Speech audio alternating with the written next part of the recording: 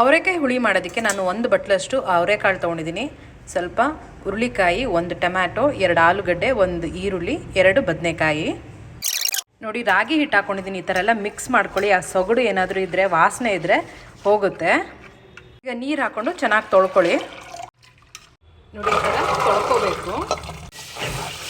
ನೋಡಿ ಎಷ್ಟು ಫ್ರೆಶ್ ಆಗಿದೆ. ಈಗ ಕುಕ್ಕರ್ಗೆ ಹಾಕ್ಕೊಳ್ಳಿ. ಹುರುಳಿಕಾಯಿ, ಆಲೂಗಡ್ಡೆ, ಬದನೆಕಾಯಿ, ಸ್ವಲ್ಪ ನೀರು ಹಾಕ್ಕೊಳ್ಳಿ, ಸ್ವಲ್ಪ ಕಲ್ಲುಪ್ಪು, ಲಿಡ್ ಕ್ಲೋಸ್ ಮಾಡಿ 1 ವಿಷಲ್ ತೊಗೊಳ್ಳಿ. ನೋಡಿ 1 ವಿಷಲ್ ಆಗಿದೆ.